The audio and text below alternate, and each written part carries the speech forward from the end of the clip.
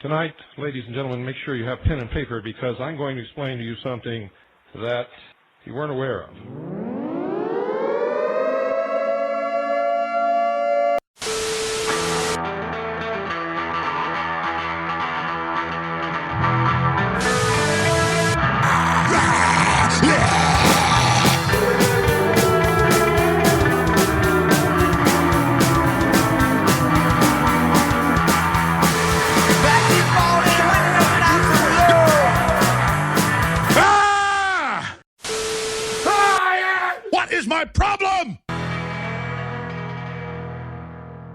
Hello and welcome back to another episode of Tinfoil Radio. We are currently trying to video record as well as audio shit! record. What is that? Yeah, it was weird because I had to look up at a camera because normally I just look at you.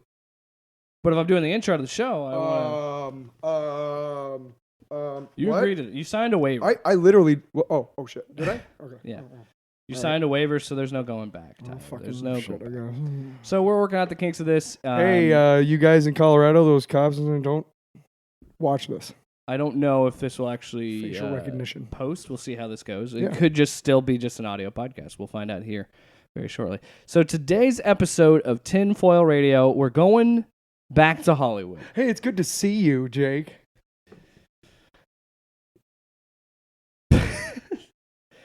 We would be remiss if we didn't talk about current events going on in the world right now. It is a rough place to live, and America in general, with the coronavirus and the racial injustice and the protests. Tyler and I both agree.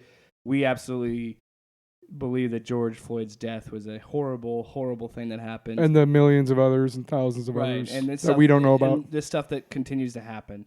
And we do support all the protests. We do not support rioting and looting, although I kind of understand it a little bit. I don't condone it, but yeah, it is what it is. Did it turn off? I don't know. It sounded like something. Did it? Oh, we don't. We'll figure it out. Damn it, too. I did that perfect shot of my face when you were like, no. I was just like. So yeah, just like that, live on the air. Gone. The camera turned off. So looks like you're still just getting an audio podcast this week. Yeah. Like I said, we're working out the kinks. We'll figure it out. But this week's episode, it's going to be a fun one. It's going to be different. It's not going to be topical necessarily. And you might argue it probably doesn't fit a conspiracy theory podcast. I would disagree because it's my show. Yeah. Because it's our show. Eat it. But it's going to be a fun episode to kind of distract you from this because there's just so much negativity and anger and frustration going on in the earth and the planet, the country, whatever you want to say, that we should address it like we are right now, but we're going to try and entertain you and distract you, and maybe it can help you. And by no means are we saying... We're not minimizing anything. No. In fact, we are... I think by not talking about it, I think sometimes white America just needs to stop and listen. Yep. And so rather than talk about something that we really don't have a frame of reference for, but that we agree with, we're just going to go ahead and do something. We actually had this planned like a couple of weeks ago. So right. This was planned. Yeah. Right before the Way Glenn Beck, before, yeah. we planned the Glenn Beck episode. We plan about 5 weeks in advance. Yeah. So and sometimes we change it up and we'll say like, hey, we got to talk about this. Yeah, if something big happens. Like this. But the way I look at it, we are not a news show. No. We are not, yes, we talk about current events sometimes, but we are not an authority on anything of this. So we're a conspiracy show, and we like to cover a lot of different weird topics and fun topics. If you get your news from us, there's this little thing called the internet that I would suggest. Yeah. Instead. And we could come on here. Not 4chan, not the dark web.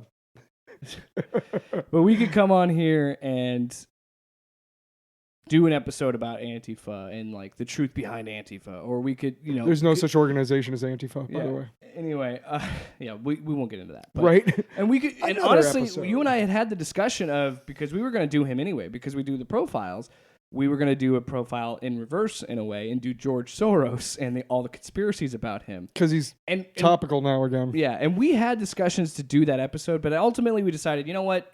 We've got to just, it's everything that's going on. We need to just step aside. And like you said, and I made a big long Facebook post about this. I'm just frustrated with what's going on and upset like a bunch of people are. It's a very emotional time in our country, and I don't want to shoot my mouth off on social media. So I think a lot of us can just we need to have conversations, and we just need to listen to each other. You don't have to agree with the other person, but just listen to each other. And if you don't agree with them, talk to them and see if there's a way. I mean, maybe whatever. There's Jake and I are huge fans of a guy named Paul Verhoeven. And he's a guy, he did Starship Troopers, RoboCop. He had basically the trifecta, like just three amazing satirical. And this is why I wanted to cover this, because so we've been wanting to do this for a long time, right? And we are a show that we want to try new and weird things and play with concepts. And this is something that I've been wanting to talk about for a very long time, because I absolutely love this movie. And so good.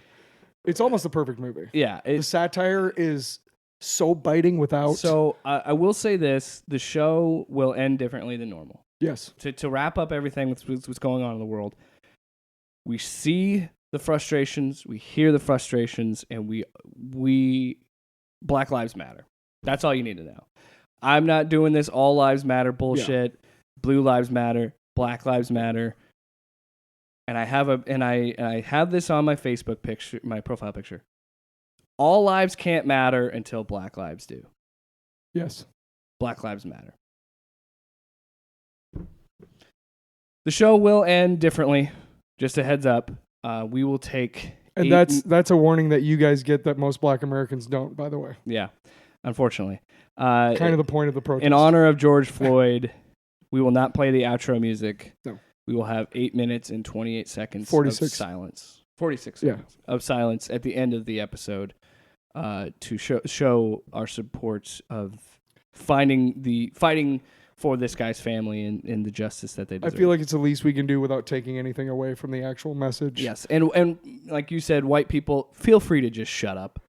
Sometimes we can just shut our mouths and listen to what's going on. Yeah, feel free to sit this one out if you don't have a good thing. Anyway, that being said, let's get to the fun stuff. It's too bad you don't have video, because he almost hit me like on accident. He was like this. And the camera's off, but I keep looking at it like it's on. It's so funny.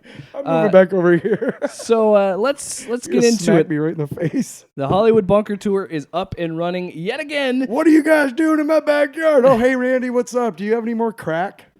Trying to start the show, Randy.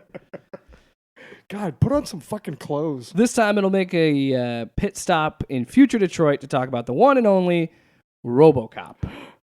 Yes, we're going over how it correctly predicted things in our world. A lot of them. Plus a breakdown of the Jesus metaphor of RoboCop. And we don't live in old Detroit, I know that. But you know what? This is all you need to know. We're talking about the one and only RoboCop.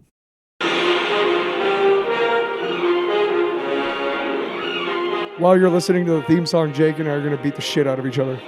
That's how pumped up we are.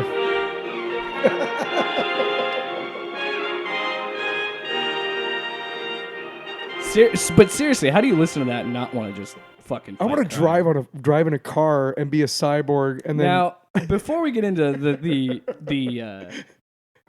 meat of the episode, I do want to take a few minutes to gush about this movie. Oh boy. And you really need to do a good service to this episode. You need to do what we said in the first Flat Earth episode we did. Go watch the movie and come back and watch and listen to this, because you're going to appreciate this episode more if you actually watch the movie. Stop the podcast and go watch it now. It's not spoilers per se, but it's just saying you'll appreciate this more.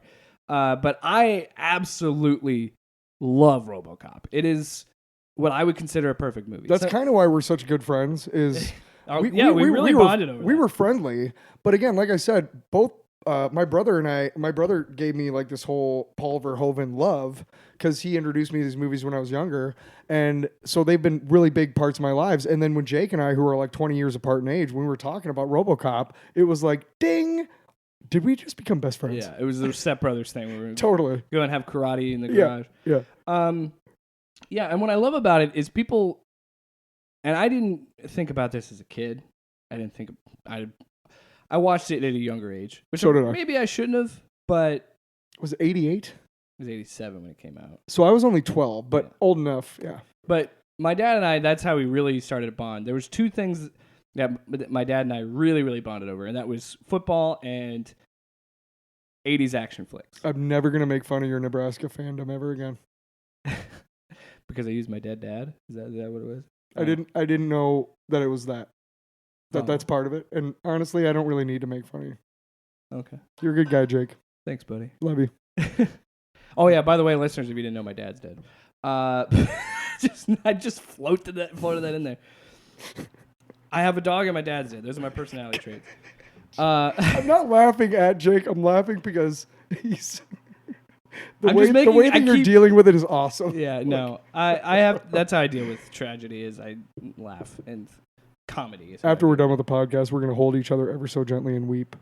it. Yeah, thinking about RoboCop, but I didn't pick it up when I was first. The first few times I seen it. It was only when I got older that I understood how much of a satire this movie is, and how it is actually How spot on it is. it's a comedy. It's a wolf in sheep's clothing. It's a comedy disguised as a sci-fi action genre flick. With a lot of violence. Yeah, and there's still a lot of action and violence. Oh yeah. But it doesn't take itself too seriously, and there are parts that are dramatic, that are intentionally meant to get emotion out of the viewer. But for the most part, it's a movie that it goes back and forth with genres. Because at the beginning, it's a serious, gritty sci-fi flick, and then after the murder, it's like a superhero movie. He's like, there's a section where he finally. Actually, the very beginning is the newscast. So right off the bat, when they're talking about Frank, the cop Frank, good luck, Frank. And they're Yeah. talking about the neutron bomb. They have that fake newscast. Right, they have a laser beam that goes off, and there's so much actually going on in the background of this movie. Right, and the best part is like right away the actions and how those two anchors act during the whole the three news stories they They're do. smiling when they're talking about horrible Right, things happening. and then they have the commercial, which is I think Nukem, or they have one of those Yeah. fake commercials. But that's the best part about satire. Satire is so good when you don't realize it's satire at first. Yeah. That's how you know it's good satire. And this is why I wanted to talk about RoboCop. And like we said, we planned this stuff out. So we had no intentions for this to be topical with civil unrest, oh yeah, no. but it is very topical. And it's a movie that I didn't really think about the fact that Yeah. we're doing RoboCop when cops. Yeah. Yeah. Yeah, and that's the thing I'm talking about. This movie is always relevant. It always holds up because the themes are always going to be around. And it's a good about movie. corporate America. It's about how we treat people in underdeveloped or crime-ridden places. It's all of those things. It's private. And In we'll talk about RoboCop, they want to this. get rid of all of the citizens of old Detroit so that they can build new Detroit over it. And then make that's 2 called million jobs. That's called motherfucking gentrification in our society, guys. Yeah. And it happens all the time in our So- society, by the way. And we're gonna get into why I predicted everything here in a second. I don't know why I had to say motherfucking gentrification. But I have it on Blu-ray, and again, if the camera was working, you would see it. But I have it on Blu-ray, and I rewatched it last night before we recorded, and I watched it like a week ago, so I'm yeah, and I'm sitting there watching it, and then I finished it, and then I went to the Blu-ray extras, and there's a bunch of featurettes in the Blu-rays behind the scenes, if you don't know what that means. And the writer, one of the writers, Michael Miner, at the end of this documentary, he says, and it really kind of lays it out there in this movie, and then you really understand what it was going for when he talks about it. I knocked over my RoboCop action figure. thank God we're not on video. Man, I know. I'm ruining the We look set like that they'll idiots. never see. But he was saying that America, and this is, I think, this particular behind the scenes thing was like 2001, like when it first came out on DVD. Yeah, I think that's probably right. Yeah. He said America is addicted to this drug called capitalism. Yep. And he knew that in the 80s. And this movie is a very liberal movie. And this movie is also a huge critique on Reaganomics and a huge critique on the 80s. The height, the very beginning, and almost not the height, but the very beginning of unchecked capitalism happened in the 80s in this country. I've talked about it on our podcast before. The 50s, if if you lived in the 50s and you don't like socialism, you would have fucking hated America. All right?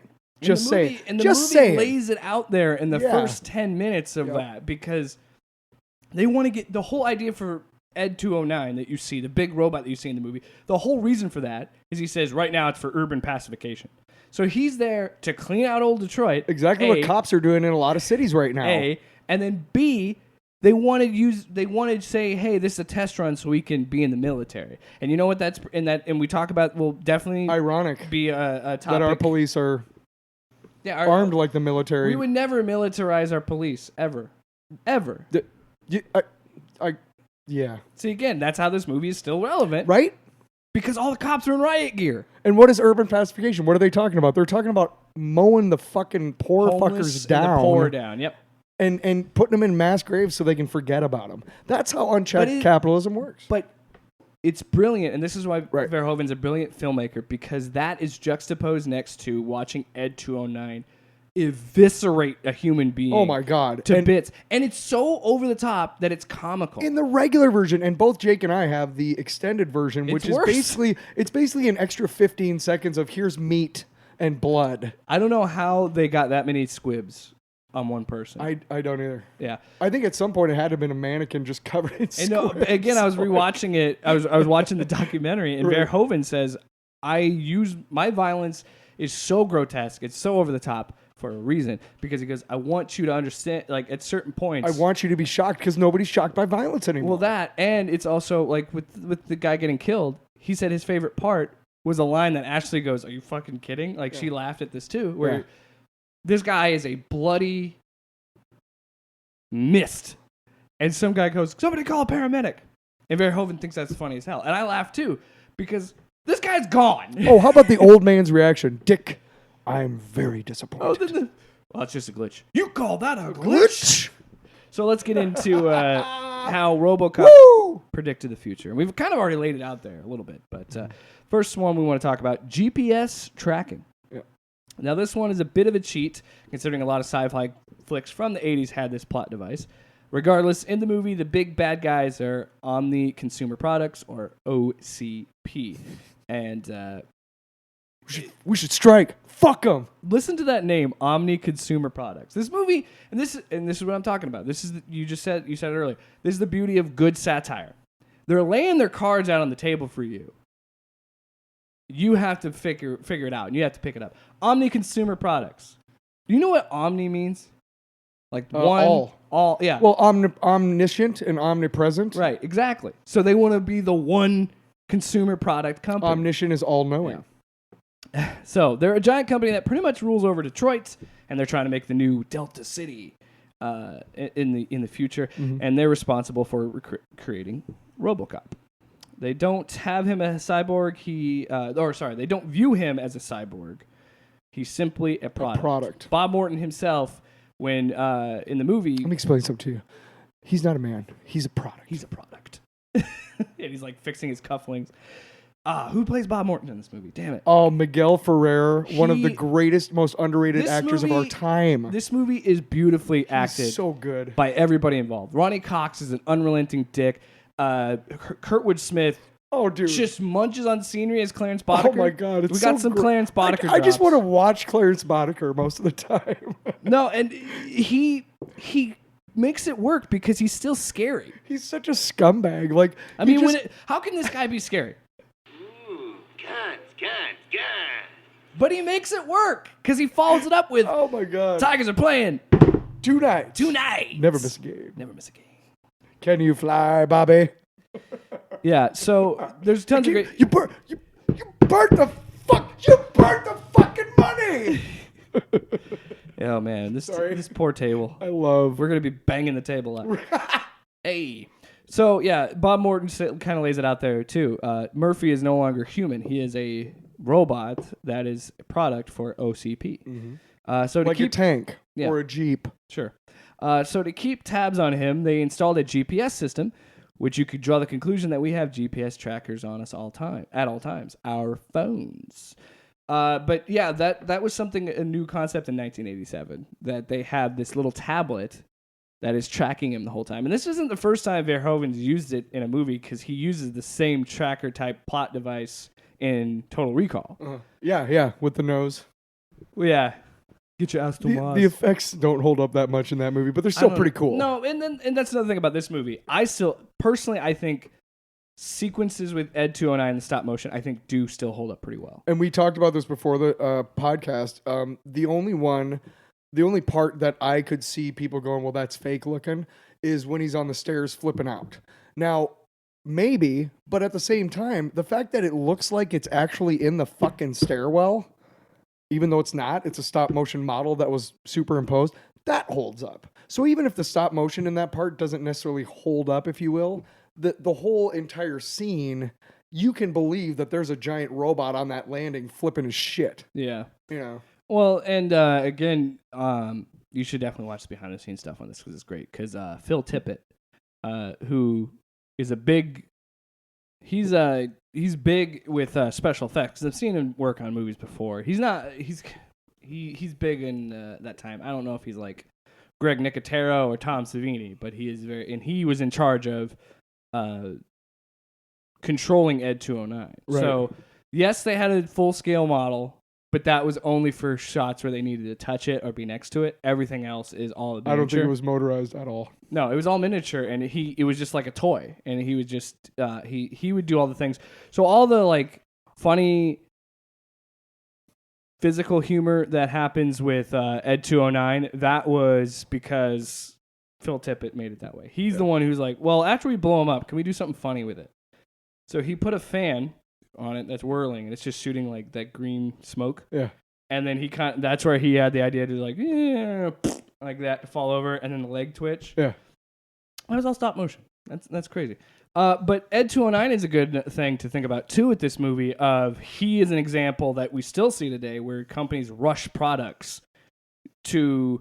He should not have been doing live testing. Why did they have him do testing on a live human? Every company has what's called a risk reward for every product. Well, yeah, and it basically what it states, and there's more to it than this, but all you really need to know is that when they release a product that could be dangerous, they factor in how many people they might lose and how much money they might lose from lawsuits from those people lost, and whether or not it's worth or it overshadows the amount of money they're going to make off the product. That's what, if you've ever heard of what an actuarial is, it's a human who determines how much your life is worth based on certain factors. Right. So, in other words, there are human beings in this world who determine if you're worth, if your life is worth the amount of profit that a company is going to make off the product that killed you. So just know that. Yeah. So basically, if you're like, oh, unchecked capitalism isn't that bad. Well. Yeah. So anyway. Yeah. My analogy for that is you see it in video games. A lot of times we live in a climate where video games are released unfinished, and they're not good products. But in like a year or so later, or 2 years later, it's a really great game where it doesn't matter because you've already taking the money from other people. And this is what they were going to do with Ed 209. Right. Little treat. And so, yeah, moving on with how RoboCop predicted the future. RoboCop, as we mentioned, is a satire. Mm-hmm. It's a biting satire that takes aims at many things, and the biggest target is capitalism. Yeah. As we mentioned before, the biggest one of them all is OCP. OCP is so big that they eventually get involved with running law enforcement. Yeah. OCP runs the cops. That great clip is Clarence Boddicker. The whole scene. Yeah. Oh, I just forgot. And I hate to do this in the middle of this show. I had a Glenn Beck clip to play for you. Oh. That, you know what? We'll save it for the end of the show. We're doing that one thing at the end. We can do it right now. Okay. I found this for Pause Glenn Beck. RoboCop. Yeah. We finished Glenn Beck last week, but this is a funny clip that I didn't play because I didn't find it till later. This is from May 1st. He's on the Rubin Report with Dave Rubin, and they are talking about socialists in America. And just listen to this.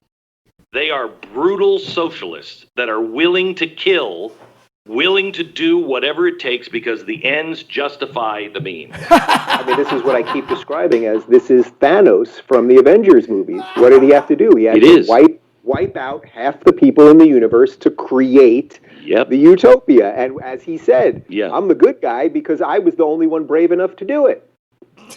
And can I ask you something, Dave? You live in Hollywood. Yeah. Do these people even watch some of the stuff that they make? Especially when it comes to Marvel. I watch these things and I'm Sorry, like... my mic fell. Right? I mean, it's not just me, right? Yeah, no, it's just you, Glenn. Yeah, you're a fuckface. I meant to play that before we get into RoboCop. But speaking, since we're in Hollywood, let's go ahead and just go ahead and do... That guy does not live in Hollywood. That guy lives in L.A., and people just refer to it as, like, Hollywood. Right. But actual Hollywood, the actual city, is a dirty fucking place full of drugs and prostitutes and bars. So... You knocked over the other microphone. That's my fault. But just want to make that clear. You want to know how we know this? We're literally in Randy Quaid's backyard, which you might think he's got a mansion, but he actually lives in an apartment building. How we were able to get, how he thinks this is his backyard. It's clearly a city park. And how we were able to get our bunker in here, we don't know. But Randy Quaid, clear. What, are you still going on about? Yeah. Stop talking about Randy Quaid. He actually thinks this is an actual backyard.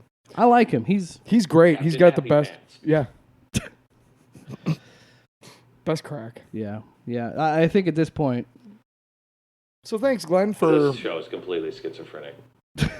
Yeah, thanks, Glenn, for... All right, now I'm abusing sound drops. All right, so the idea of a private company running something like the police is pretty scary. Thankfully, that hasn't happened yet. However... It's easy to see something like that happening. God, I can't read my own writing. Given the companies we have now. Case in point, Blackwater, which is a mercenary company, private soldiers that for a long time, and probably still are there more than our own military is.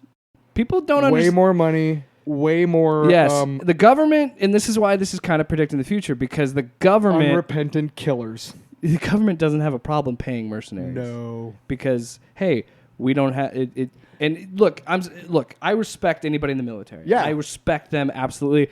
They lay their lives out for my freedoms. They do what I don't have the courage. They sign up to do that. They don't actually do that, but that's what they sign up to do. So that's why they deserve our respect. They're willing to sacrifice their life for my freedoms, which is unbelievable. Even though they don't send them to do that. Right. Will you stop? I'm Stop agreeing putting with you. asterisks next Anybody to it. Just let me say it. Don't put because you open yourself up for troubles. Oh, you fucking bring it. Bring it. Bring it to me with my... Sorry. I understand what you're saying. Okay, good. I'm saying they're willing to sacrifice themselves if they have to for our freedom. Absolutely. But the government does not care about the military. Don't let them pretend that they do. So they'll and they what I'm trying to get at is why they would hire private soldiers is they only care about their overhead and they only care about what benefits them and what can do that. So privatization of public services is going to be a thing. I mean, it kind of already is in my mind with healthcare, because now this is where you think I'm a crazy Bernie person, but I don't think I think you are crazy. That's I'm the crazy Bernie person. No, but I believe that that we have gone overboard with privatization, what you were talking about with the unchecked. I mean, look at, like I was saying, healthcare. That to me, that is a great example of unchecked privatization. I think that it didn't used to be, by the way. No, and this is where it kind of started. Was in the time that this movie was made. The last 40 years is how long we've had. It was like we're talking about. It's the Reaganomics. This is kind of when it was happening, and again, I think it's more of a critique on yuppies and corporate America and capitalism of the 80s. Right. It's also, I think, a critique of Reagan in particular. So. Well, you weren't necessarily... You were born in what, 92? Right? 93. 93. That's a year before I graduated high school.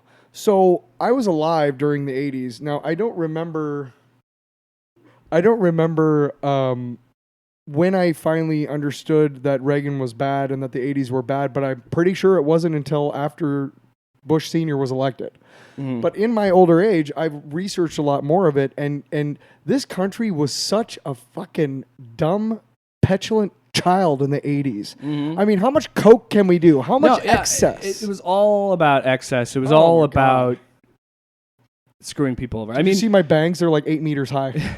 And so if you hate the business practices that happen now by a lot of companies, a lot of mega corporations, it started in the 80s. And this movie is such a good satire.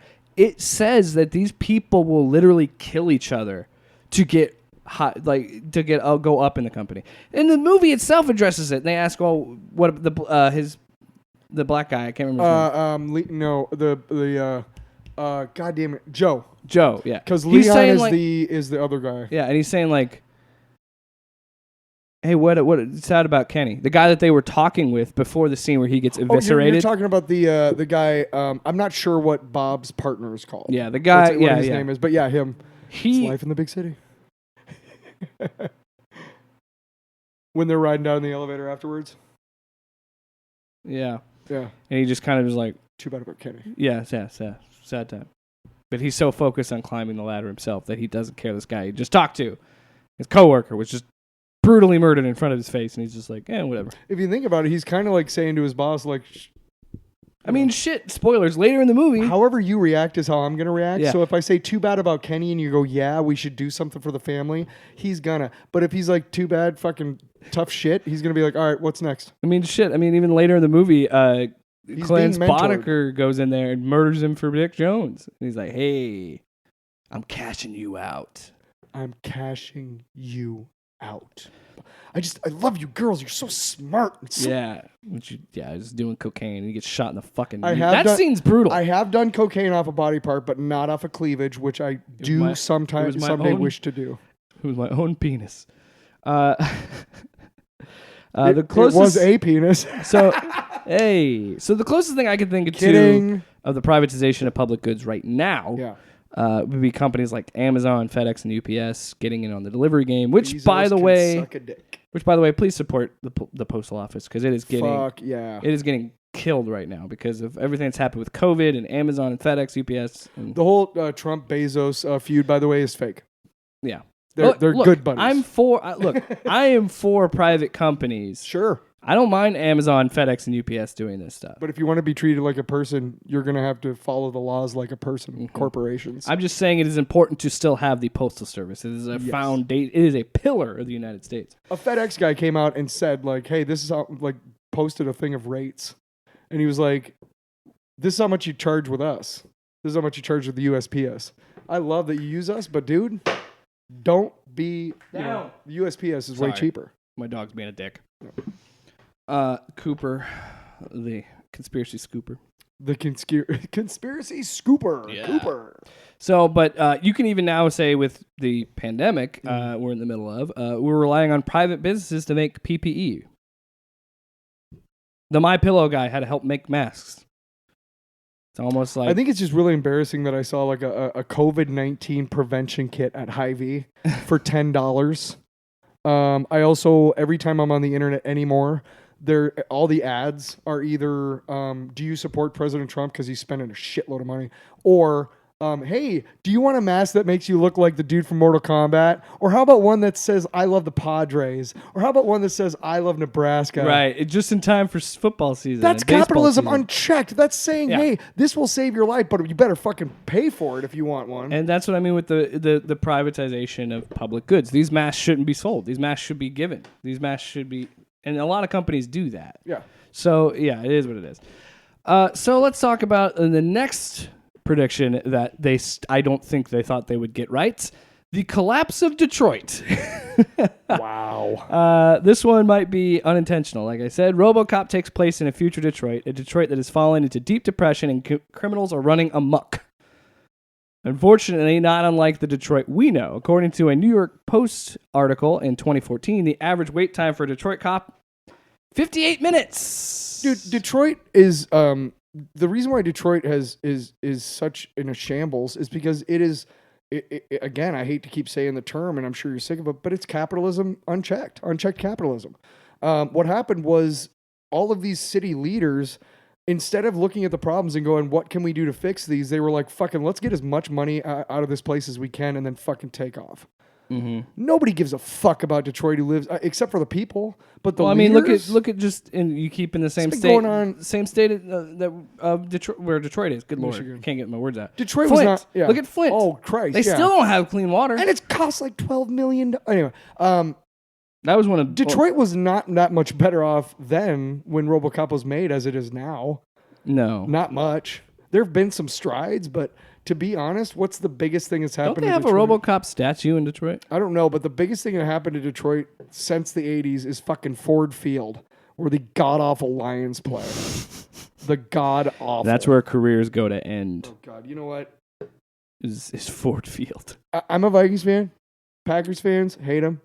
Bears fans, get along with them. None of us care about the Lions. No.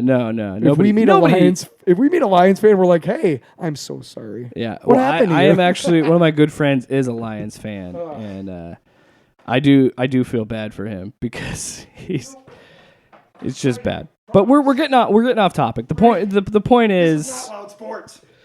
right. Detroit somehow RoboCop had the foresight in 1987 and then later in 1990 with RoboCop 2 to see that Detroit was not in a good place then to even go out there. And then maybe again that could have been unintentional. That could have been a whole thing where they just wanted to pick a big American city.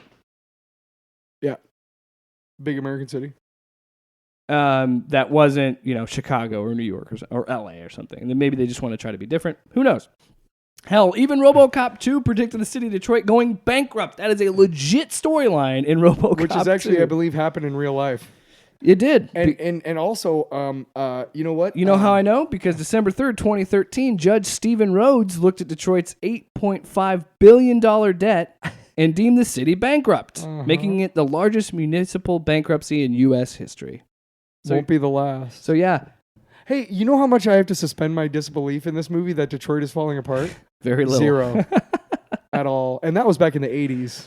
Right. That's sad. That was before. That was when these laws were just coming into place. Look, if you live in Detroit and you're listening to this, we're not trying to dunk on Detroit. No, we're just saying your lawmakers are fucking idiots. Detroit is a great American city, and the fact It's the Motor City. Right. Well, not anymore, because we No. allowed motor companies to go overseas, you fucking assholes. Hey, no, American jobs. American Whatever. I really want somebody to listen to this and be like, I don't agree with you, because I'll go off on you. Anyway, let's go. I'll eat your ass. I'll eat your ass. No. I will. No, I can't say that. I will. No, Tyler. We're not doing it justice. I'm literally going to take time From the away horse's- from this show from the to horse's mouth. say this. I'll eat your ass. I will. So, another one that we're going to talk about, facial recognition technology. Yeah.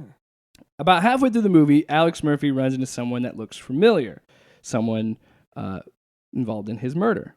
And this beautiful sequence happens. Dead or alive, you are coming with me. Love them fucking... The sound design for his footsteps. How cool. You're dead. We killed you. We killed you. Wow, what a movie. But when you think about it, like when Peter Weller's walking around in that suit, No, yeah, he's the not, sound he's not design is making great. noise like that when he steps. But somebody did. Yeah, fun fact. They didn't modulate his voice when he takes his helmet off. Did you notice that? They didn't? And the end of the in the third act of the movie where he takes his helmet off, they His don't voice is normal. dub it or modulate it because they're like, hey, he's human now. Sort of. That's when he finally gets his humanity back. Right. I can feel them, but I don't remember them. God, what a movie. Leave me alone. Do you guys think we like the movie? We're 37 minutes in. Do you guys think we like the movie? So facial, as I mentioned, eventually Murphy... RoboCop is God! Well, he kind of is. We'll get to that. Eventually Murphy does fight him and then takes him to the station. From there, some unique things happen. Murphy pops his iconic spike from his knuckles, which makes the dude piss his pants. I think it's... I don't think... No, the piss in his pants thing was the... I believe it's the same guy who's with the captain in the beginning, who's he's the cleaning nerdy out... guy. Yeah, he's a Clarence or something, but he's the Which same guy. doesn't make sense to me because he's like, You can't be in there! He's a cop. Why couldn't he be in there? He's a product. Oh, yeah. Well, OCP runs the cops, so I mean... You're a cop! Damn it, God, I keep... What the fuck, soundboard No, guy? I'm sorry. I didn't have it pulled up. Damn it! OCP runs the cops. You're a cop. Yeah. Try getting an ambo after you've been jammed. Oh, sorry, a clip played there that I didn't want to play. The point of RoboCop. Paul Verhoeven. The point of RoboCop. Okay. So he pops the spike, which I think there's a scene that I was watching back behind the scenes stuff about Peter Weller and how much he hated the suit. Oh God. And he couldn't move in the suit. No, at all. And I think this is a scene he's talking about. He goes, "There's a scene in the movie, and I won't say which, but you can clearly tell I don't have control of the arm, and it looks weird." And I think it's the scene. Because when he pulls it up, it looks like somebody was like propping up the arm off screen and then doing it. But it's not his arm. It's basically a model that they use camera angles to. That's his. That almost tanked the movie, the suit.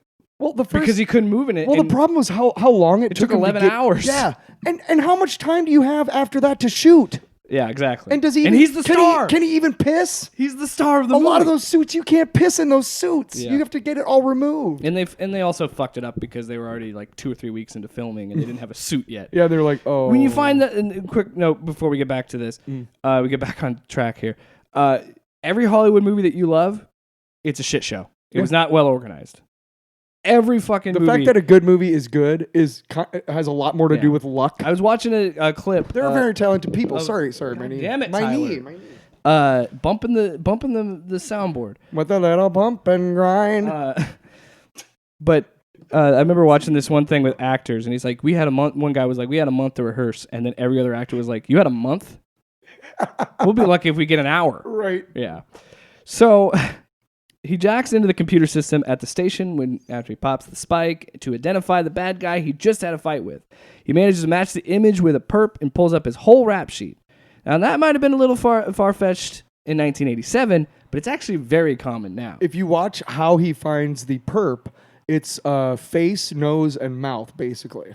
And when he pops it in, on the right of the screen, they show like all of these running through the eyes, then they click the eyes, they find the eyes, then they go to the nose, and eventually the mouth, and then move it over to the left screen, and that's where he gets his, and that's how he finds Clarence and all of his people. But it's maybe not how facial recognition works now, but it's maybe not the same thing, but it's foretold still of it. Yes, it's still very much said that these computers are going to be able to identify humans. Yeah, RoboCop recorded a video of the guy and then used that video to identify him. The tech really didn't take off in the 90s, but it is a big part of our lives now with not much thought, as we were just talking about. Right. For instance, take Facebook.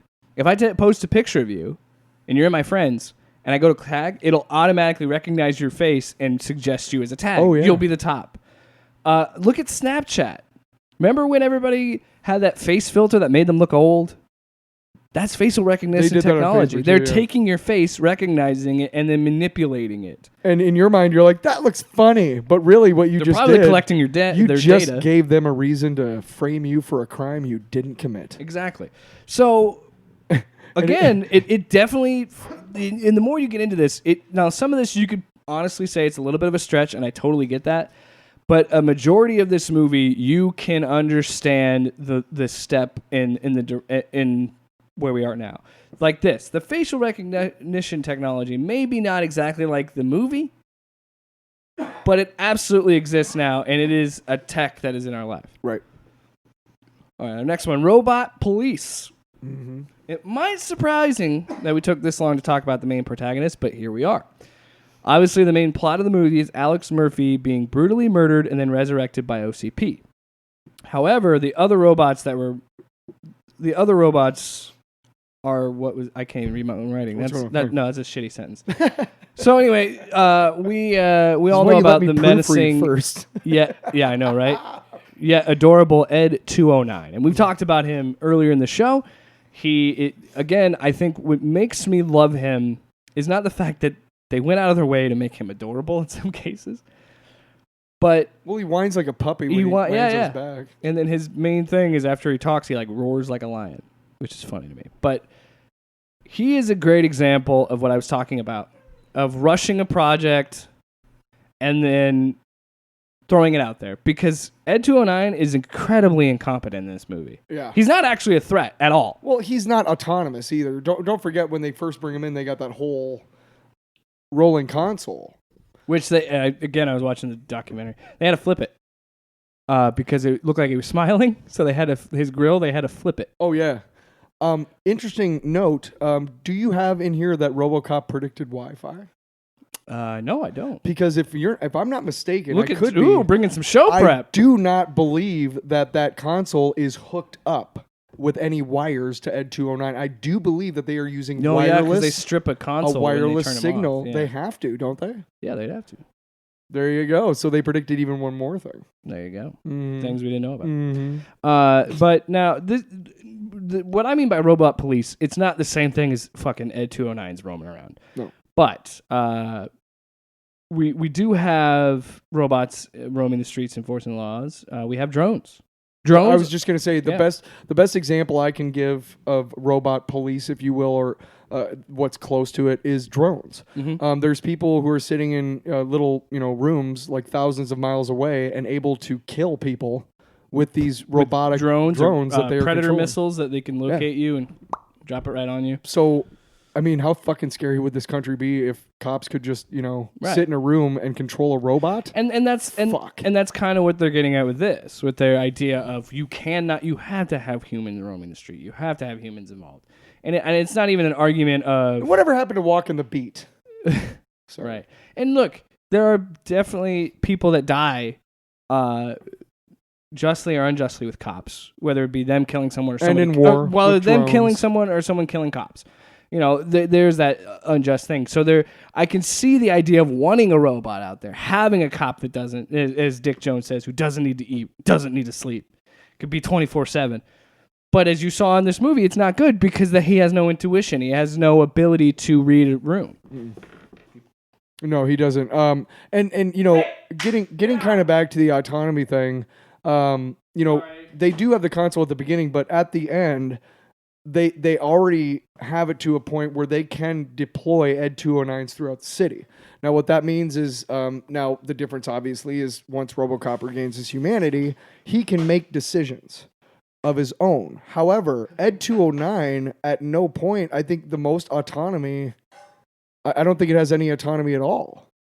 And that's kind of why drones in war and things like that make a more interesting allegory or a more accurate allegory, because they are being, I don't know if each Ed 209 is being controlled by a human operator, but certainly they have a program, and whatever that human who wrote the program says is what that fucking computer's going to follow. And I don't know if that's intentional too, but this movie is talking about being anti-automation. Because again, you don't, the robot doesn't have emotion and doesn't have the ability to understand contexts. At the very least, it has a bully's mentality, if there is a mentality, because listen to it growl when it's in control and it can stand up. When it gets fucking sat on its back, it whines like a little puppy. Mm-hmm. So if there is any sort of mentality written into the program, it's of a bully. Hey, left-wingers. Remember, you know how you're probably mad at us for doing right-wingers? Listen to this. The Obama administration come under criticism for the heavy use of it during his presidency, heavy use of drones. He was very much about drones. Oh, yeah. And again, I'm someone that argues for why I understand why we would want to use drones or unmanned things, because you want to preserve human life. But at the same time, you have to preserve life on both ends of it. You know what I mean? So while a unmanned drone can effectively kill this person or do this mission, I would much rather have a soldier's brain or have somebody that has training and knows how to conduct it. Drones should be used for surveillance and nothing surveillance more. And not bombing, and they definitely, you can't negotiate with a fucking drone. They should be able to have some sort of defensive tactics. In other words, if they're doing surveillance and they're fired upon, they should have a way to protect themselves to get away. Mm-hmm. But they shouldn't have any capabilities to go wade into the thick of the firefight and off a bunch of fucking poor Palestinian dudes. So yeah, like Ed 209, drones have had their drones have had their fair share of mistakes. Maybe the OCP and the military have more in common than we think. And again, that's the scary thing. I mean, there's even a line in this movie where he says we're practically the military. The whole point of this movie the military is for them to get involved with the military. That's, like we said, that's why they created spare parts for 20 years. Man. Oh, I saw this great thing when they talk about when Dick Jones grabs Bob Morton's hair in the restaurant or in the restroom. I saw this thing on cracked.com and it had like a pictofac, and it was talking about how most people wipe their butts with their dominant hand. And Dick Jones' dominant hand is his right hand. And he hasn't washed his hands yet, so literally he's running shit into Bob Morton's hair. And that's why Bob Morton's so pissed. He's like, don't fucking touch me with your shitty hand. Yeah. Also, he's trying to fuck him in the restroom, it looks like. It's very... You just fucked. Yeah. But there was always respect. One time, I even called him Boner. Rising tensions with law enforcement. Again, this was planned weeks ago, so we did not intend for this to be What's as the next relevant. thing? Rising tensions with law enforcement. Oh, yeah. As we mentioned before, RoboCop doesn't paint a good picture of the future Detroit. Crime has run rampant, and there's a big struggle with the police force. There's a whole plot, a subplot that's running underneath this movie. Again, that you don't think about. Oh. There's a whole police going on strike subplot in this movie. And then they do. But it's such an afterthought because we're in the third act of the movie and we have the big fight at the steel mill. Hey, Jake, I know you were saying like rising tensions and stuff because of what's been going on recently, but I'm pretty sure that rising tensions with police has been going on since the fucking police were around. No, yeah, I know. And that's why, again... So just for you sitting out there in the audience going, hey! On you. Little appearance by Turd Baby. Turd Baby's back. Hey, Buckle. By the way, we have a merch store. Check it out. No, I'm kidding. There's no Turd Baby shirts. Yet. But there's a WTFR! WTFR! I would agree with you on that, that there's always been rising tensions with law enforcement. I don't know if we should call it rising tensions. We should just call it tension.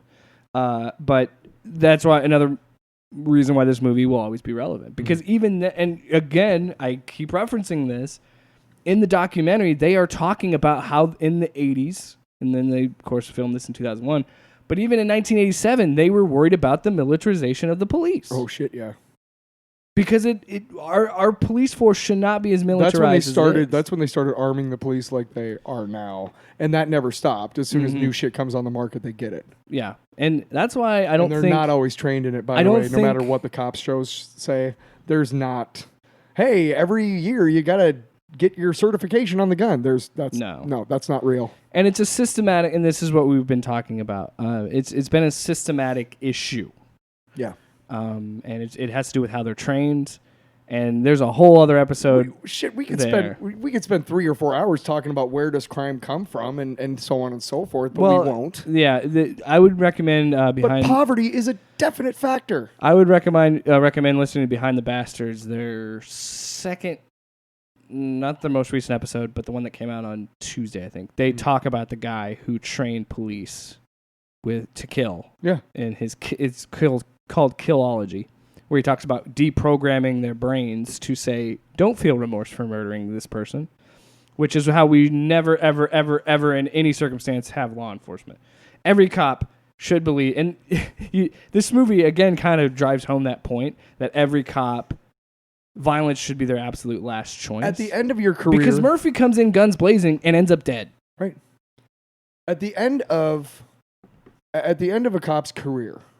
You know how I can determine if that cop was a good cop or a bad cop, regardless of circumstances? If they killed someone? How many times in the line of duty that they pulled and fired their weapon? Right. They should never have to. Honestly, I know plenty of cops who've never even done it.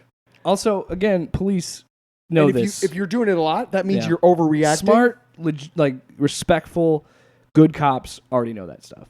It's the bad ones that listen to people like Joe Biden that say, hey, don't shoot him in the center of mass, shoot him in the leg. Joe, how about fucking tase them? Because his scenario was somebody comes at you with a knife. Can also kill people. Somebody comes at you with a knife, shoot him in the leg. Tase the motherfucker. Pepper spray the motherfucker. You don't need to shoot them. Some drugs do allow you to not feel pain. Yeah, that's true. That is true. If they're on PCP, it's going to be hard. If a PCP motherfucker's coming at me with a knife, I'm blowing that fucker's head off, dude. Sorry. It's just not worth it. You're going to shoot his hand off like Murphy. Yeah. And then he'll keep coming after me and then bleed all over me, and then I'll have whatever hepatitis he's got. So yeah, the movie in no way could have predicted all this happening. I'm not as left-wing as you think, am I? There's no way this movie could have actually predicted anything that's going on currently with Black Lives Matter / Blue Lives Matter. No, all yeah, that but stuff. if you extrapolated it enough, yeah. But it's still worth noting that the movie did see something like this and some sort of tension with police. And it goes back to their fear of militarization of the police. And it goes back to the fear of, we don't want to live in a police state. We kind of do now, but we really don't want to. I mean, your president just threatened to send troops into your state. On American citizens. That is the most fucking Russian fucking commie shit. This is why dictatorship shit. You may think this was a fun throwaway episode, but RoboCop is extremely relevant right now. Yeah. Because of the tension that we have with the police, because of our cities, our countries are cities it's in our country fire.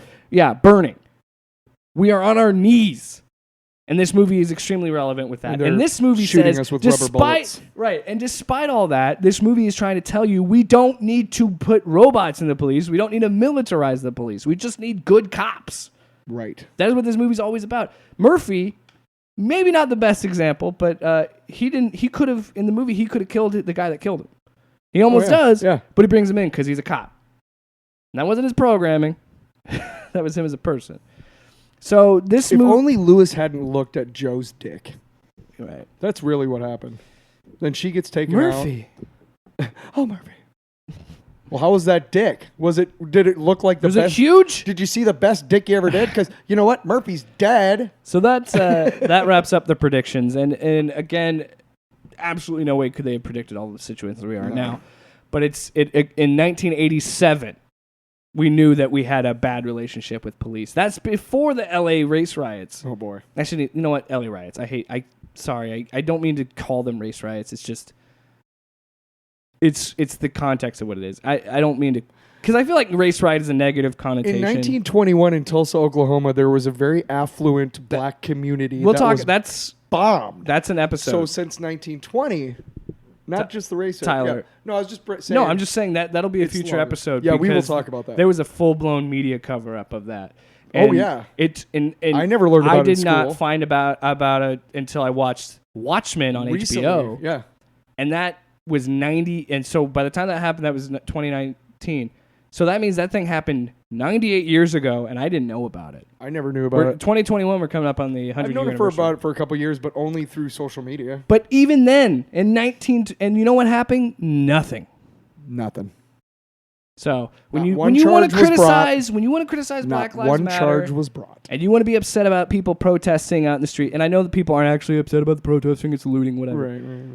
Remember that we as a country have been treating black people like shit for a long fucking time, and it needs to stop. The people in Tulsa literally were like, the white people in Tulsa literally were like, they have a better stock market. Excuse me, why is that black person Tyler, in a better house than me? Yeah. No, not on my watch. They had a better market than us, so we're going to murder all of them, and raise our market back up. And you wonder why black people are mad. Exactly.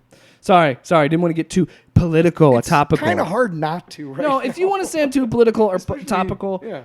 I want to be nice and I want to be civil, but at the same time, go fuck yourself. Yeah. All right, so let's talk about Captain Happy Pants. Damn it. You can't. He's like, looking, fuck, where is it? No. Captain Happy Pants. All right. So let's talk about Paul Verhoeven's... You got one job, Jake. Let's talk about a religion I can get behind, Tyler. Ooh. It's the religion of RoboCop. Ooh. Because according to Paul Verhoeven, this is a Christ story. Do you have a clip of him saying Yeah, I do have a full clip of it. It's about 50 minutes. He's bastard. very Dutch. It's hard. Sometimes it's hard to understand what he's saying. But Paul Verhoeven, he's actually a religious guy. He wrote a biography about Jesus. No shit. Yeah. Huh. So and we'll get into that here in a little bit. But we already talked about that. So here's Paul Verhoeven explaining to you why RoboCop is, and Alex Murphy is the American Jesus.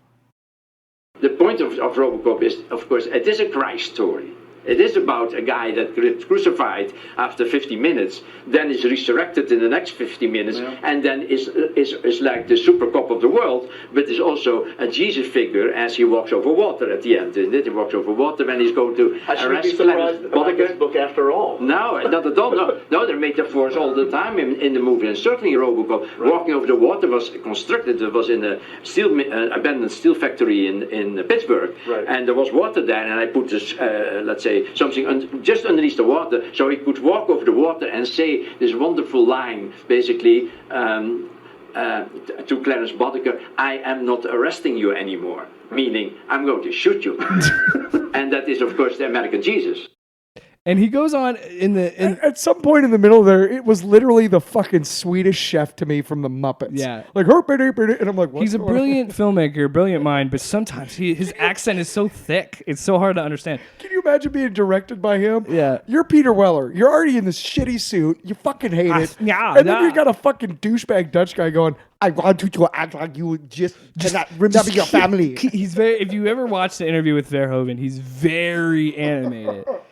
Because I think he understands how thick his accent is. I'd love to hang out with him, but I wouldn't understand half the shit he was saying to me. He's also someone that said he doesn't make political statements. He just he just makes movies about what's happening. A lot of artists say that, and what could be happening. This is a very, very left-leaning, liberal movie. If you really want to get into whether you like it or not. Yeah, it's very left. Reagan. It's anti-Reagan. It's anti-corporations. It's kind of anti-law enforcement in a way. Not necessarily. But like I said, the main point is Murphy was a good cop. Murphy was always a good cop, and that's why at the end he was better than having Ed 209 or something like that, because he had a sense of right and wrong. Somebody's trying to get hold of you. But Verhoeven actually goes further into this metaphor in the Blu-ray documentary, where he talks about the reason, and he goes further with "I'm not arresting you anymore," and he's using his gun.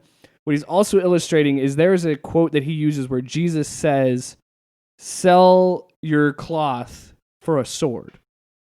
So while Jesus never actually committed violence against someone, even Jesus knew the importance of having a weapon and protecting yourself. I'm sorry, what did you say again about Jesus never committing violence against somebody?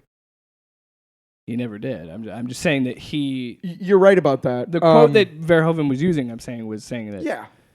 Sell your things for a sword. And that's why he's the American Jesus. Yeah, because he has a gun. I do want to point out, though, that Jesus has never been a capitalist. In fact, one of the best stories that I remember is when he goes into the church and literally fucks shit up. He literally says, fuck you. He turns over to the tables. He fucking throws shit all over the place, and he says, fuck you guys. So just in case you're going like, American Jesus, yeah, it's not a thing. So sorry. Let's break it all down, because honestly, this definition of a Messiah we can get behind, as I mentioned. Hammer time. For starters, Verhoeven talks about the crucifixion of Murphy in the first 50 minutes, which is actually... I think it's just crucifixion. It's actually 25 minutes. Funny he mentions that because it's specifically how the execution of Murphy is shot. While he's pinned down, and after some great scenery chomping from Kurtwood Smith, he's shot in the middle of the right hand. Mm-hmm. See, I got this problem. Cops don't like me, so I don't like cops. The laugh in the background.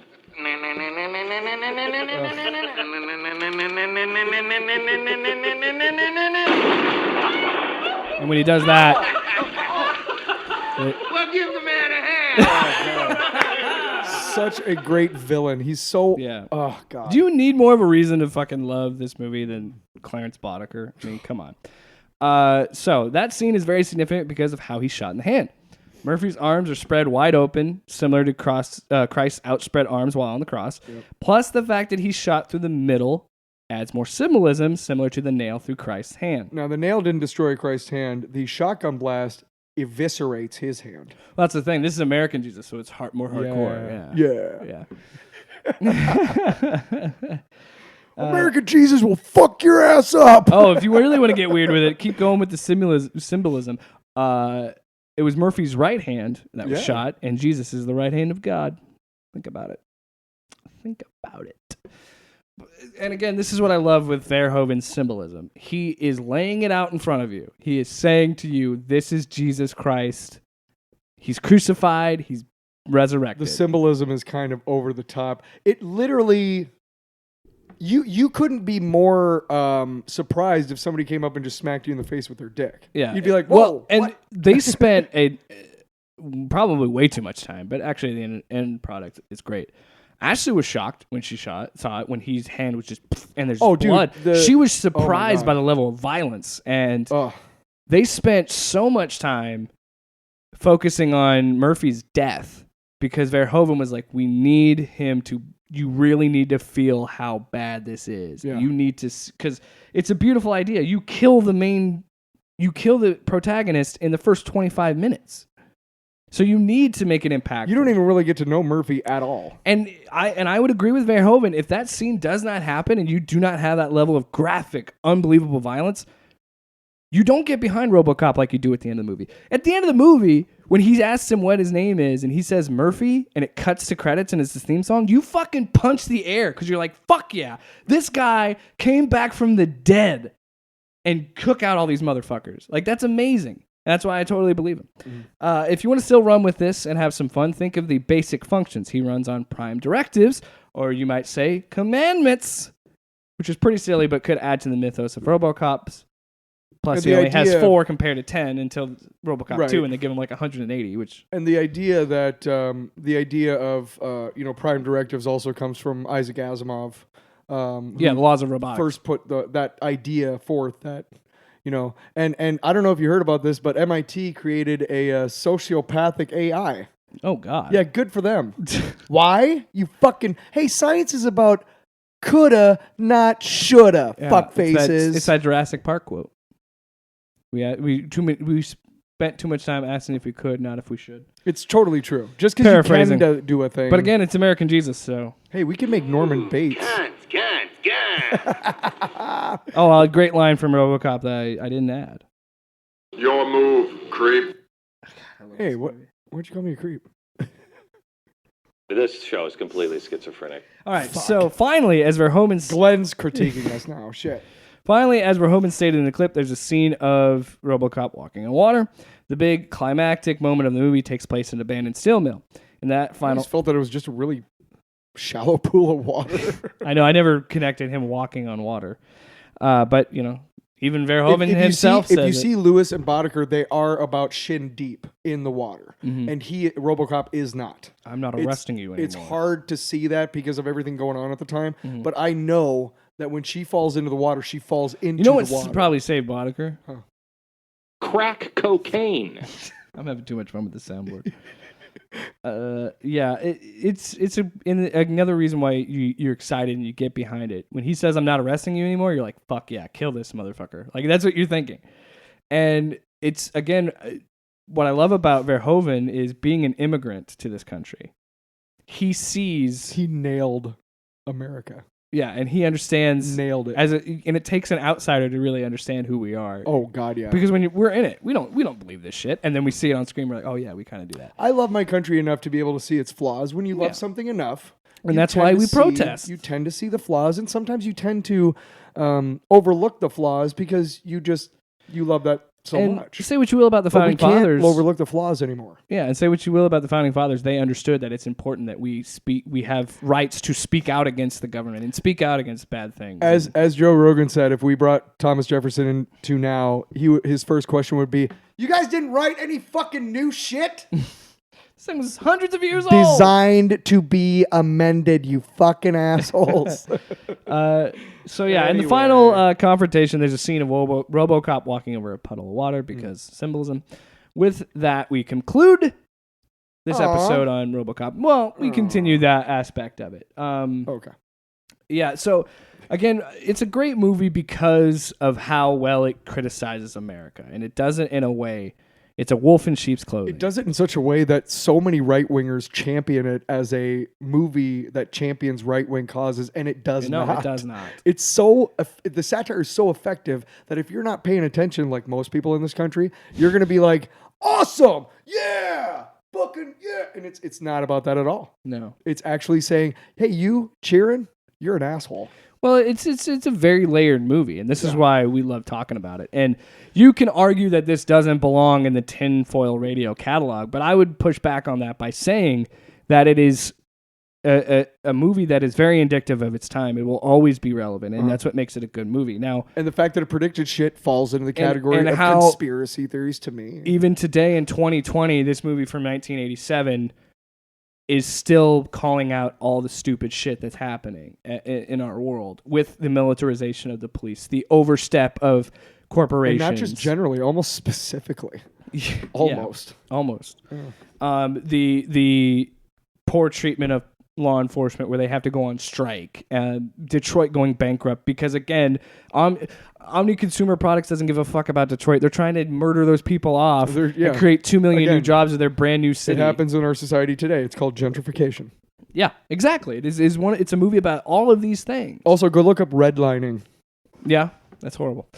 Maybe an episode? No, I'm saying if you're not aware of like why black people are mad, those are two. Or gerrymandering. We also mentioned gerrymandering. We also mentioned the Tulsa, Southern strategy. The Tulsa bombing. It's kind of shitty, Tyler, that as you're talking and I keep interrupting you, I'm interrupting you because I keep finding more and more racist. Because you keep thinking of ones. Get more and more racist shit we've done to black people throughout the years. So I totally get why they're mad. Not me personally. No, our Although country. That's not the point. I don't want to hear any more. I didn't do anything. I didn't own those slaves. Did you vote for somebody who? I mean, really, you did, whether you like it or not. Yeah. Sorry.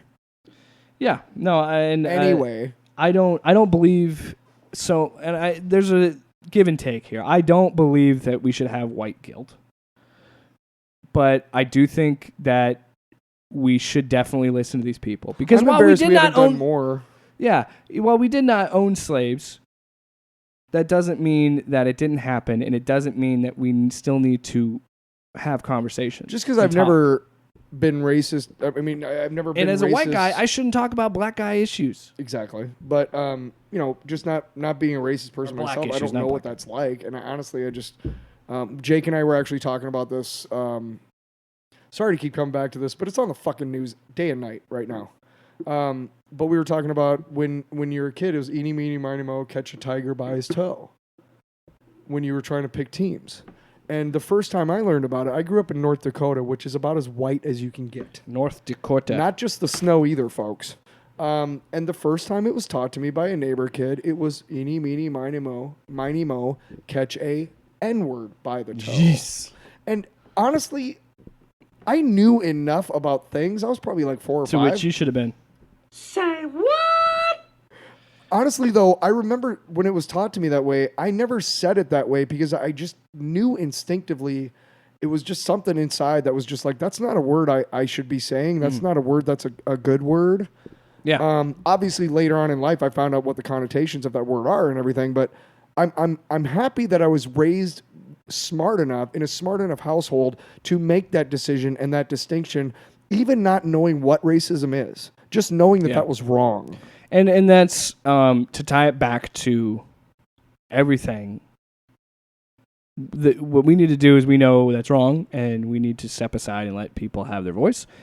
And I think, I'm sorry we got a little off topic of RoboCop there, but like it kind of ties in, though. Well, yeah, like I was saying, I did not, when we planned this out, we did not intend for this to be a topic, to have this conversation with Black Lives Matter. We were going to mention it like we do sometimes. Because we could not, we probably could have predicted what happened to George Floyd with how bad our police force has been with that. But, and I also want people to understand, there's two things here. You absolutely should be for Black Lives Matter, and you should absolutely care about the cops, and you should worry about them.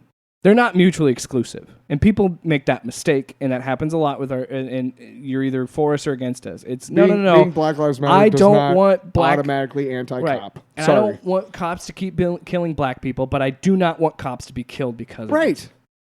Yeah. I want every fucking cop to get home at the end of shift and safe and sound. When people talk about the riots, and then in a way, this movie kind of nails on this a little bit.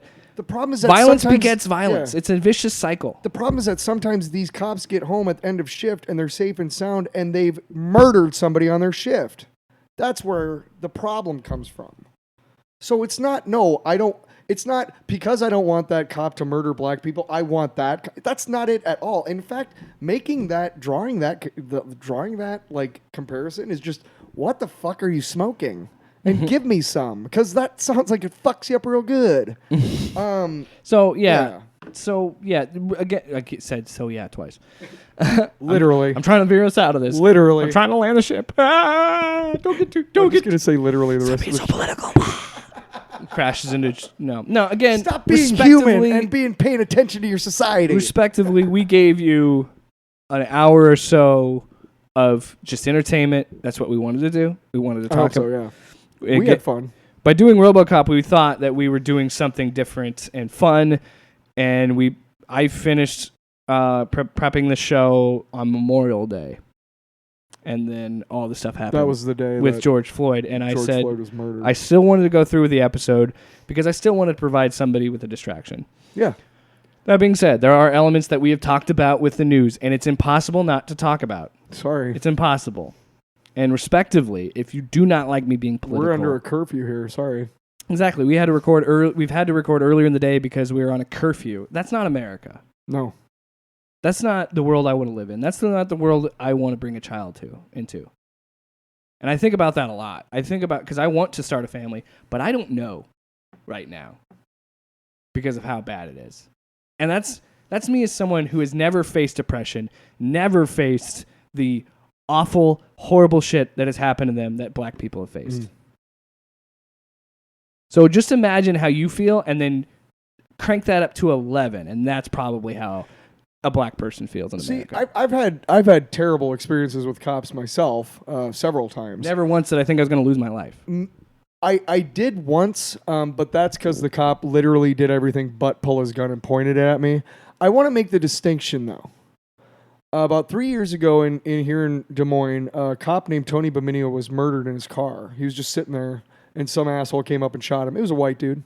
It's not important, really. The point is that I played football with that guy, and I miss him every day, and he was a light that should not have been extinguished in this world. Additionally, we are acquaintances of the information officer for our city, and he's a wonderful guy. And when I see him on the TV, I'm just like, oh, man, that's awesome. Yeah. I'm so glad he's there.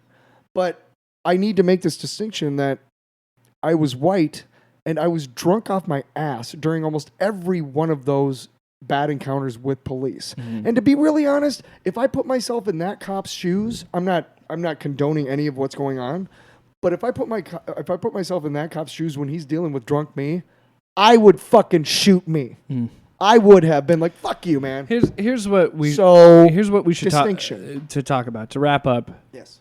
RoboCop did an amazing job of still sadly finding a way to be relevant with law enforcement and civilian relations, and it's unfortunate.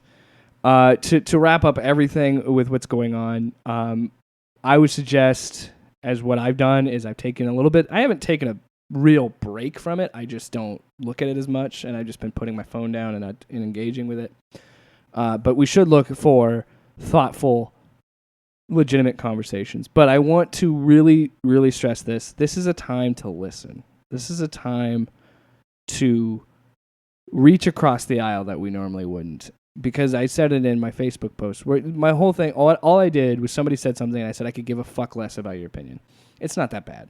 It's not the worst thing I could have said. But I immediately deleted that comment because I was like, that's too crass. America hasn't given a fuck about an entire community's opinion for 400 years. So what the fuck's your problem, white dude? Well, my problem... Seriously. Not you, the person No, I know. No, but my perspective. My response to that was I don't want to be crass because when you get too crass, it shuts people down. Right. And swearing is automatically a good way to get people to stop listening to you. And then I give them a reason. And then I posted that apology to people where I'm like, I want to be more positive and constructive. And that's the way that I think we all should be. But now is the time to listen because it's only going to get better if we all listen to each other and make everyone equal and we understand. Mm-hmm. And also just understand that you can't understand. That's the most important thing as a white person or any white people that the minorities are doing this. Understand that you will never understand. And when you vote, honestly, a lot of these, the organizations that are leaders in the black community, search those out and read support what they black say. Businesses. Because here's the thing: is that I guarantee you, every candidate for every position that's up every election, those organizations are seeking out their records because it's public matter. And whatever you want to say, if you put, however many black people away, whatever, they're going to tell you that. Don't vote for the lesser of two evils. Vote for the person who's going to evoke change in our world. Mm-hmm. Stop voting the same fucking assholes in just because you're bored and you have I don't have time to. You know what? Then don't fucking vote. Seriously. Yeah, here's my thing. Sorry, I got a little off topic. No, it's fine. Here's what I'm saying. If you, it's what I said with everything, like you were talking about with elected officials and everything. Things can only change when we make the change, us. And the Rock, funny enough, posted an amazing 8-minute and 25-second Twitter video, and he said, we need to be the leaders that we want. Because it's made abundantly clear that nobody in Washington, D.C., and right, left, I don't care. They don't give a fuck about you, but your neighbor does, your community does. And the best way to get change is when we start listening to each other and stopping each other. When these people, we talk about how strong the American people are. We are when we listen to each other and we unite. And by the way, politicians are your fucking employee. You pay them with your fucking tax money. You remember so that. Stop treating them like goddamn rock stars. Here's a good idea for future voting. If you ever see an interview with a politician and they don't answer the question, in other words, they use a lot of platitudes and politispeak to answer the question without really answering it, don't fucking vote for that person. Because they're just going to do the same shit that every other politician has done. Get somebody who has a fucking opinion, controversial or not, unpopular or not, but somebody who has a fucking opinion. And before they're elected, by the way, because that's a real opinion. So anyway, we're going too far. Well, no. What's your final thought so we can wrap this episode? My final thought is just, again, like you said, just listen. My heart breaks. My heart breaks. I saw Kelly Ripa yesterday, and she was talking about her son's 23rd birthday, and she broke into tears without thinking about it because she started talking about all the black mothers who will never be able to celebrate their children's any of their birthdays. Yeah, and that stuck with me. So do what you can. Don't donate to charities if you can. Support black businesses. Because it's made abundantly clear that this isn't going to change without us, without all of us coming together and understanding that the people that we put in Washington are not working for us. But they should be, because, again, they're your employee. A lot of the times, they're working against us. So pay attention, educate yourself, and vote. Vote. Imagine if you told your boss how they should feel about shit. Would that fly? No. But that's exactly what happens in this country with politicians. And then you look at that politician and you're getting ready to check the box and you look him right in the face and you say this. Your move, creep. This show is completely schizophrenic. Thank you so much for listening to another episode of Tinfoil Radio. If we got too hard-nosed politics right at the end, go fuck yourself. This is the world we live in. Turn now. on the fucking TV, dude. I just talk about reaching over the aisle. Then I tell people, I said twice in this episode, go fuck yourself. No, I'm kidding. It's a joke. No, it's a joke. It's okay to feel like, what's the word? Fatigue. It's okay. Yeah, and if you don't want to hear the TV, and that's okay. If you don't want to hear that, you can skip through and get back to what we talked about. But when you come back, you better be ready to listen. Right. Yeah. So with that note, we're going to end the show. Yeah. Another programming note. We are going to have more fun, and I really hope that you got distracted enough before the last 10 or so minutes of this podcast, and we're distracted with the fun of RoboCop. We poured our hearts out on this episode in more ways than one. Not only for our love of this movie that we both just think is great. It's something that we both needed to do. It's a chance to have some fun, and our hearts are hurting. Yeah. We're in a very emotional time in America. A lot of us are frustrated and angry and hurt, and we want this place to be better. We want it to be better. We want it to be better. We have to be better. Yeah. And so hopefully we could entertain you for a little bit and take your mind off of it. And if we got too political at the end, it's at the end of the episode. So you got all the RoboCop stuff, right? If you want to listen to this show, you can check us out on Apple Podcasts, Spotify, Google Podcasts, wherever you get your podcasts. Check us out. Anchor. Anchor's our home base. Yeah, we still need to cut an ad for that. Yeah, we do. Ugh. Probably not the episode to do it. Right. I told people to go fuck this. Hey, do you fucking hate America? Yeah. Fuck capitalism. Hey, by the way, Anchor, what a great ad. Because any right-wing person would just listen to this and pick out parts and be like, they don't like America. And fuck capitalism. Here's an ad read. I like women with big, giant tits and big asses. Thanks, Alex. Why are we having... Thanks, Alex, for just... What? I'll eat your ass. Alex, stop it. I'll eat your ass. Your move, creep. I'm sorry. I'm fucking You with needed to flip those. Your move, creep. I'll eat your ass. Your move, creep. I'll eat your ass.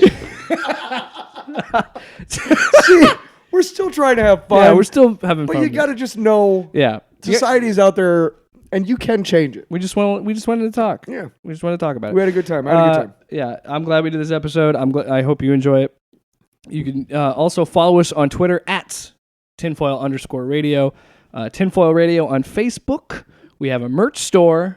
You bet we do. There'll be a link in the description. TeePublic is where we put up all of our designs. So if you feel so inclined to buy a t-shirt, if you don't want to buy a t-shirt, I totally get it. Your money is probably better off other places with charity and other ways to help. So do not feel obligated to buy our merch. We never want you to feel that way. This show is free. Your time is free. For now. Oh, wait. Your move. Oh, man. People are going to just leave this show now that I have a sound. I'm fine. abusing it. It's okay. I'm abusing the soundboard. So stop it. I told them to go fuck themselves, and I abused the soundboard. I am just a great podcaster, aren't I? If you want to have us do more fun, weird episodes, and you want to do it with your stories, like come up with your own conspiracies, send it to tinfoilradiopodcast@gmail.com. We will do it. It doesn't even need to be a paragraph or anything. It could be just 3 words, like JFK, aliens, the mob. We'll have to figure it out. Yeah, we'll make it up as we go. It'll be a thing.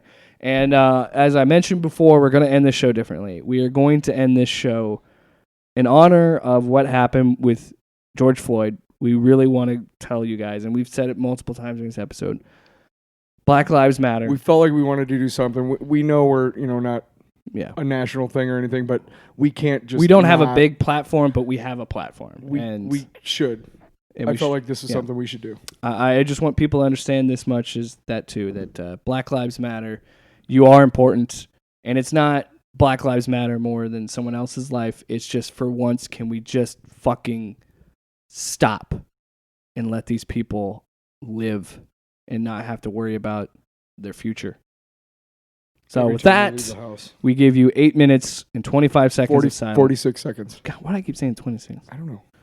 But it's 8 minutes and 46 seconds was the amount of time that Officer Chauvin kneeled on George Floyd's neck. Have a great week. We love you. Please listen to the entire 8 minutes and 46 seconds. Because you know what? We gave you a warning. And like I said at the beginning of the episode, most black people don't. Mm-hmm. So consider yourself lucky that you have a warning and then sit through it. That'd be great. We love you. Stay safe.